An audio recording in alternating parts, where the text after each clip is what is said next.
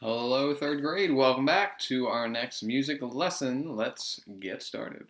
We are now switching gears. As you can see, my little presentation here does look slightly different from last time. We're now going to go back to rhythm for the third time this year, which might sound like a lot, but there's a lot of rhythm out there. So we might as well learn about it, right? Because we want to try and be as not only smart in music as we can, but as varied as we can. If we only know like four rhythms, that's going to be kind of boring after we learn, the couple of songs and couple of rhythms that they do and all the combinations for them. Anyway, I'm going to go ahead and move on to the next part, which since it's the new unit, I always like to start off with our four rule song just to keep it fresh in our brains, remind us what they are, warm up our voices, all that good stuff. Hopefully you know all of the rules by now. If you don't, shame on you. No, just kidding. If you don't, there they are for you. As a reminder, please sing the four rule song with me. 1, 2, ready, here you go. Listen and follow directions. Raise your hand before speaking or leaving your seat. Respect your classmates and your teacher. Keep your hands, feet, and objects to yourself. Speaking of this song, hint, hint, one of the rhythms that the rhythm that we're going to be talking about, and I'm getting ahead of myself because the objective is about to say that, but it says we will be able to review rhythm concepts and learn about a new rhythm, and one of those new rhythms is in that four rule song. So, one of those symbols that you aren't really sure, like, what does that mean? I don't know if I could clap and say that or anything, Mr. Roberts. We'll learn about it today. Don't you worry. Don't you fret. Here we go.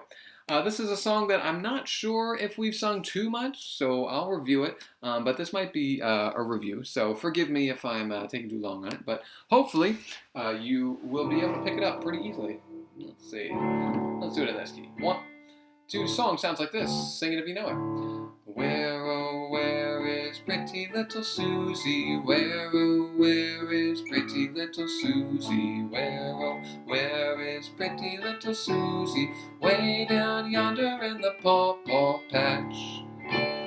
So, by the way, pawpaw patch, if you're not aware, a pawpaw is a fruit, and a patch is, like a pumpkin patch. There's pawpaw patches. There's other patches, I can imagine. But a pawpaw is a type of fruit that, for whatever reason, it does not really last too long when you pick it. So you're not going to be able to travel with it very long before it spoils or before it goes bad. So that's why you're probably not going to see it too often in a grocery store. But every now and then, if you go to maybe like the fancy spot, whatever, you might see a pawpaw. I don't see them too often. I don't think I've ever eaten one either. So either way, there's your explanation for what these words kind of mean. But let's go ahead and learn it. If you would, if you need to, be my echo. Let's do the first line and echo it back. Here I go. Where, oh, where is pretty little Susie? Your turn. My turn. Where, oh, where is pretty little Susie? Go. My turn. Where, oh, where is pretty little Susie? My turn. Way down yonder in the pawpaw patch. Go. Cool. Let's do the whole song this time. Hopefully you got it kind of ingrained in your brain there. And I would like you this time to go ahead and tap the beat on your lap. So just tap the steady beat at the same speed the whole time. 1, 2, sing and tap the beat with me. And where, oh, where is pretty little Susie? Where, oh, where is pretty little Susie? Where, oh, where is pretty little Susie? Way down yonder in the pawpaw patch. Cool. Easy enough, right? There's a reason for this madness, so don't worry. I have reasons for why I'm asking you to do these things. Go ahead now and take your 2-finger tap and do the rhythm of the word. So every time your mouth moves, your hands move. 1, 2, sing the song one more time. Where, oh, where is pretty little Susie? Where, oh, where is pretty little Susie? Where, oh, where is pretty little Susie? Way down yonder in the pawpaw patch. So, obviously, maybe you're hearing how like the rhythm in this song is varied. There are some sounds that are one way, there are some that are the other way, and they changes throughout. If it was all the same speed the whole time, it would feel a lot like the steady beat. But it does not do that in this song, and there's a reason why I picked it. All right, let's see if we can try and do both of those at the same time. And what I mean by that is doing the rhythm and the beat. So you only got two hands, so you can't like do the rhythm on, I guess you could do the beat on one hand and the rhythm on the other. So if you really wanted to do that, you could do the steady beat in one hand, and then when we start singing, you could do the where, oh, where is pretty little Susie, where, oh, where is... So that's one option. I just kind of came up with that off the top of my head. I was imagining that you would, maybe in your feet, you're sort of just stepping to the beat, whether you're standing up and doing it or you're sitting down, doesn't matter to me.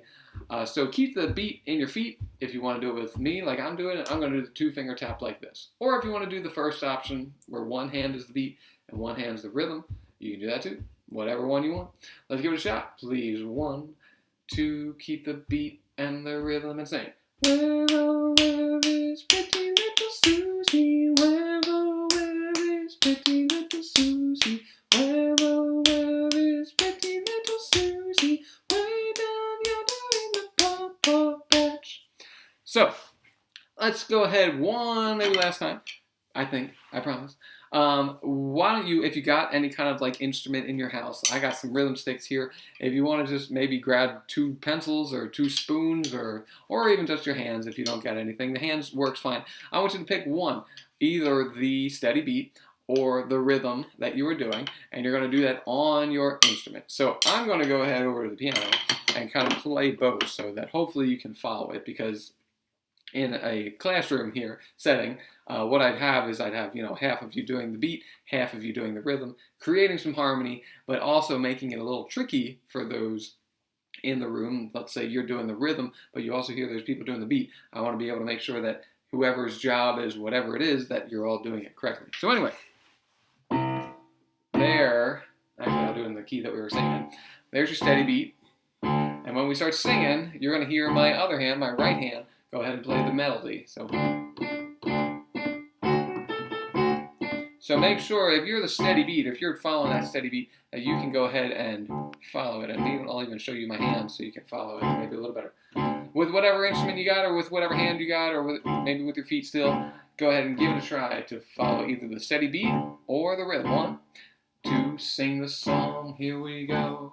Where, oh, where is pretty little Susie? Where, oh, where is pretty little Susie? Where, oh, where is pretty little Susie? Way down yonder in the pawpaw patch.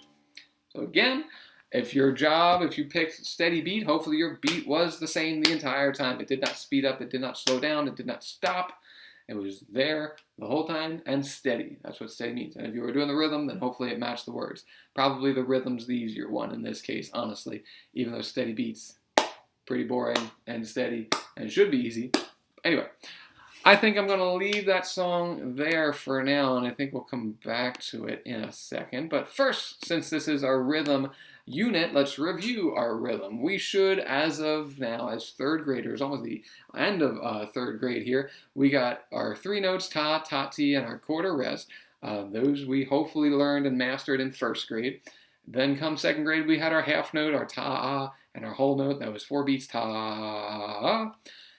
During 3rd grade, we then talked about these 2 rhythms, this one and this one. So now, 3rd grade might be a great time, if you think you kind of remember some of this, to pause the video and kind of remind yourself, well, let's see, what is the name of this symbol? How many sounds does it make? How many beats does it last? And what do I say when I see that symbol in a piece of music? And same questions for this one. So maybe you don't know all the answers to both of those rhythms right off the top of your head, and that's okay. But let's see if you can at least remind yourself of a couple of them. Maybe you know a little here, a little there. That's okay. But give yourself maybe 10, 20, 30 seconds to remind yourself. And after you've paused and thought about it, then come back and let's check your answers and see what you got. So go ahead, pause, and I will assume that now you are back And if you're not, then maybe you should pause. Just last chance. Okay, here we go.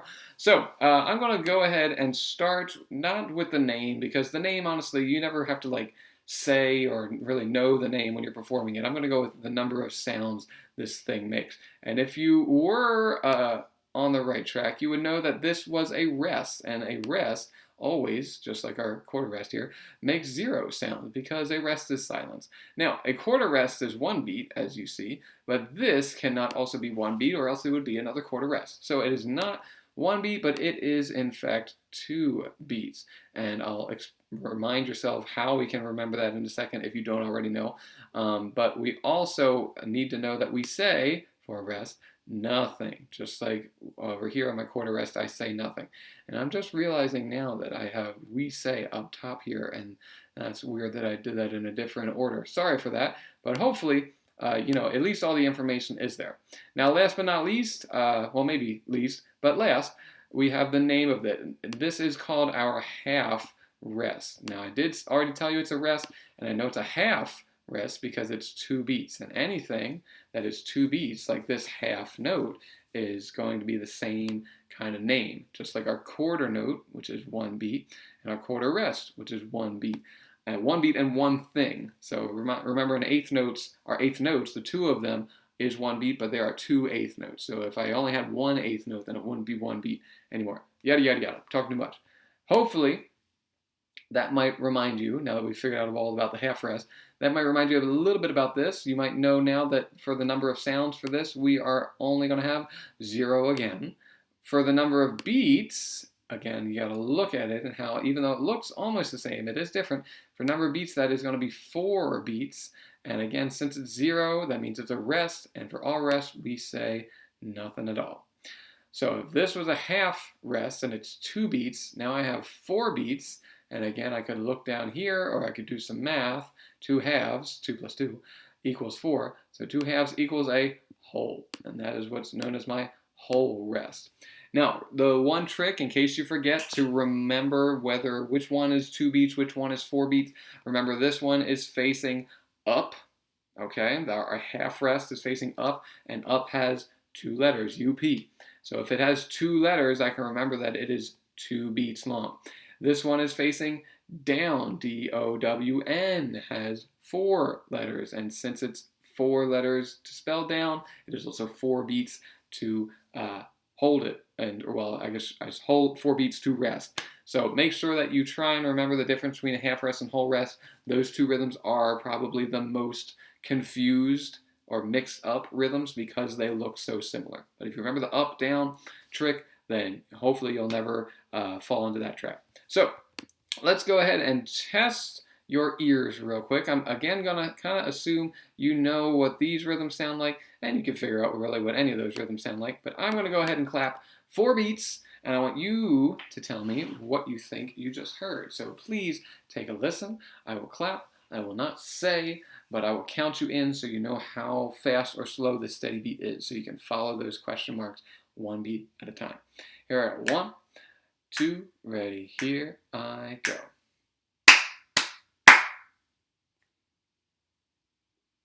I'm going to try that one more time. Remember, it is 4 beats long, so I need to come up with what symbols I would need to use that would fill up 4 whole beats. So let's try that one more time. 1 and 2, and here I go.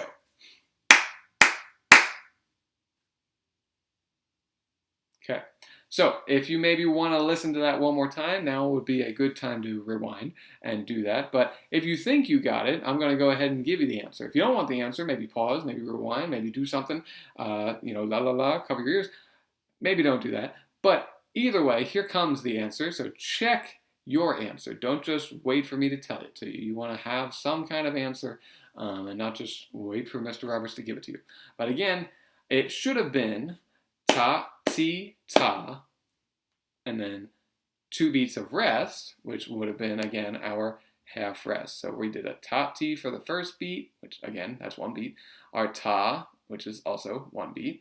And then our half rest, which would fill up 2 beats. So even though I'm giving you really just 3 symbols, there's ta, ti, ta, and then my half rest would fill up beat 3 and 4 because it lasts 2 beats long. Even though it's just 1 symbol, that's how it works. Hopefully you guys all knew that. All right, moving right along, let's take a look at an example here. Hopefully you can clap and say this without too much trouble. By the way, if you've got an instrument that you would like to use, then by all means, feel free to do so.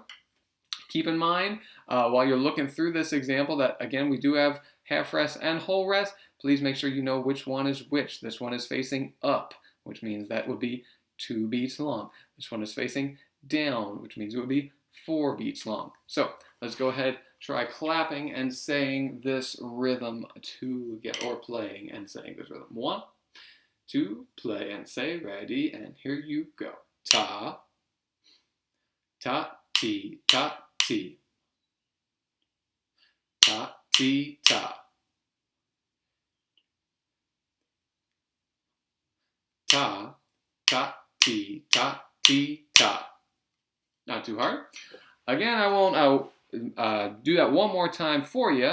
If you want to do that one more time, again, feel free to rewind. For the most part, that shouldn't be too tricky, I hope. Especially since we're about to learn a new one. Hopefully we're kind of pretty much masters at these rhythms. Or even if you're not masters, you know, this whole review is like, oh yeah, I remember how it goes. I got this, Mr. Roberts. All right. So let's go real quick back to Paw Paw Patch here. And I want you one more time before we try and dive in and figure out the rhythm of the song. We're going to do the whole song one more time, but 2-finger tap the rhythm for me, if you don't mind. Just to remind you. 1, 2, ready, go. Where, oh, where is pretty little Susie? Where, oh, where is pretty little Susie? Where, oh, where is pretty little Susie? Way down yonder in the Paw Paw Patch. All right. Can we agree, I hope, that the first 3 lines, I know the words are the same, is the rhythm the same? That is the question. So again, first line, oh, where is pretty little Susie? Second line, where, oh, where is pretty little Susie? And third line, where, oh, where is pretty little Susie? Same or different? The answer is they are the same. So we don't need to really figure out the rhythm for all 3 of those lines. We just need to figure it out once, and then it'll just repeat the next 3 times. So let's go ahead and figure out this first line's rhythm. If we have 4 beats in the line, which we do, that's why those 4 hearts are there, we're going to try and figure out what rhythms are in each beat. So how we can do that is, again, kind of like what we talked about here. We're looking for the number of sounds in each beat. And a lot of our rhythms, at least some of our rhythms, are 1 beat long. So if, let's say, in one of those beats you hear just 1 sound, that's got to be your ta. If you have another beat that's got 2 sounds in it, that's ta ti. If you have one beat that's got no sounds, that's a quarter rest. And by the way, if you have if you have more than 1 beat in a row, that's no sounds. That might be a half rest or even a whole rest. And if you have a sound that lasts longer than a beat, then that's probably my half note or my whole note. So let's go ahead and take it kind of 1 beat at a time. Again, the first line will go, where, oh, where is pretty little Susie? So that first beat, where, oh, hopefully you can tell me that that was how many sounds? Where, oh, 2 sounds. But it was all in the first beat. So if I have 2 sounds, then again, I can hopefully remember that that was a ta ti. 2 sounds, but 1 beat. So that is a ta ti. Okay, not too hard so far. Second beat, remember, go where, oh, where is another 2 beats in there. So again, that would then have to be the same rhythm as the first because it's the same number of sounds. So I got myself another ta ti. Where, oh, where is pretty little? Pretty little. How many sounds was in that beat, right? Where, oh, where is pretty little Susie? So I'm doing, it's all in 1 beat there, right? Pretty little. How many sounds was that? Pretty little. 4 sounds. Interesting. So what should we then put there? Do we know, maybe, a rhythm that is 1 beat but has 4 sounds in it? I know we know a whole note, that's 4 beats, but only 1 sound. I'm looking for something that is 1 beat, but 4 sounds, so many sounds. Whole note's only 1 sound. Whole rest is no sounds. Both those are 4 beats, but I'm looking for 4 sounds. It doesn't look like I know that rhythm yet. Interesting, because that was kind of what you should have expected from our objective. So I'm going to just go ahead and leave that as a question mark for now. I'll get to that later. So we got where, oh, where is pretty little Susie? Susie. How many sounds? 2 sounds. Must mean it's a ta-ti. If it's 2 sounds in 1 beat, always, well, for now, always gonna be a ta-ti in terms of the rhythms that we know. So then the last line, we decided that the first, second, and third are all the same. Though we're gonna do the last line, which is just a little different, but not too much. Way down yonder in the paw patch. So let's take 1 beat at a time. Way down. Sounds like how many beats?